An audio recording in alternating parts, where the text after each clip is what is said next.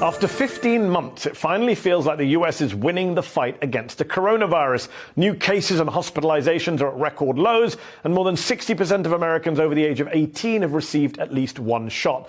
But while the nation is still administering just under 2 million doses per day, that's nearly a 50% decrease from our vaccination peak in mid-April. Now, vaccine hesitancy threatens to halt the incredible progress we've made over these past few months. But fear not, someone who has a lot of experience in local government is stepping up to help turn that around.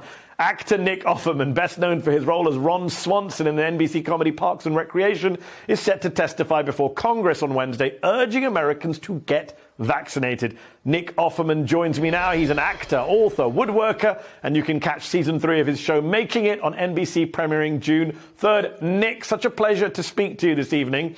When looking at vaccine hesitancy, one of the most difficult groups to reach are white, lesser educated men and men living in rural communities. Why do you think that is, and what message do you have to them and to Congress this coming week? Well, thank you for having me. It's great to see you again, Matey. And to answer your question, I would say that that particular group, which I feel representative of, we start with ignorance and stubbornness. So we say, I don't know how this is supposed to go, but I'll be damned if I'm going to read the instructions. And eventually we rely on others, usually the more sage members of society, i.e. our wives, to get us to pay attention to the scientists and the experts who can then direct us to something like the gift of this vaccine.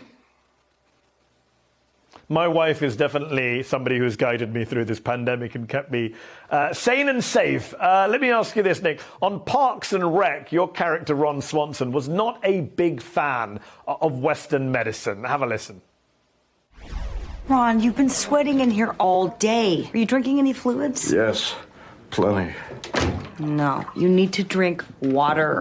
Usually I take it neat, but I will make an exception in the name of health. You need to take off those layers, rehydrate, and go to the doctor. Thank you for your concern. I will be fine. Please turn the thermostat up to 90 and leave me alone. Ron, this isn't safe. I'm a grown man. I have had a cold before. I need no help. So, if you don't mind. Nick, the big question I have to ask you, would Ron get the COVID shot if it had been offered to him on Parks and Rec?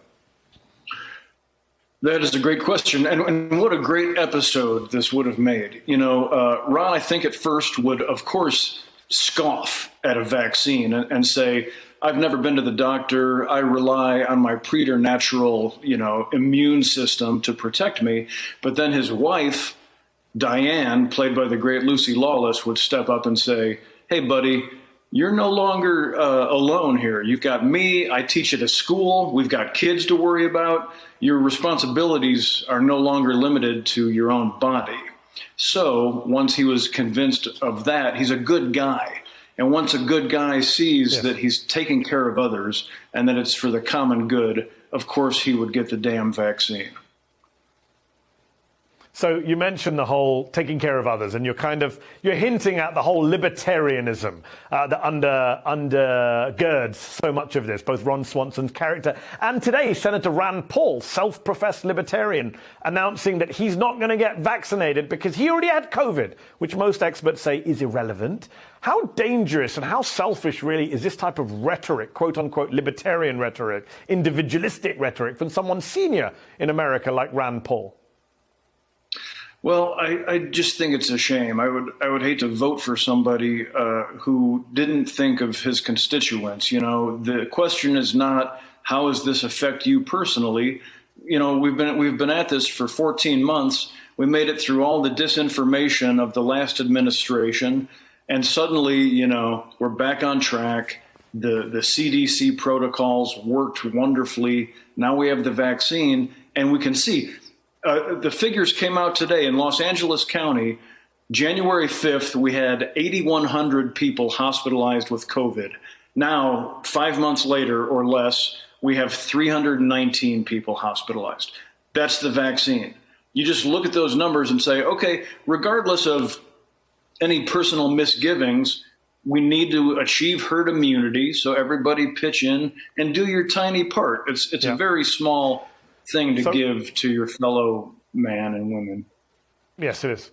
And yet we're having to incentivize some Americans to try and get them to take vaccines as the vaccinations have slowed down. We've seen states beginning to offer incentives like baseball tickets, offering the possibility of a $1 million lottery prize, depending on where you live in America. And so far, it does seem to be helping, encouraging reluctant Americans to get the shot. What do you make of these initiatives? And if you were the governor of a state, what would Governor Nick Offerman offer to try and get people to get vaccinated?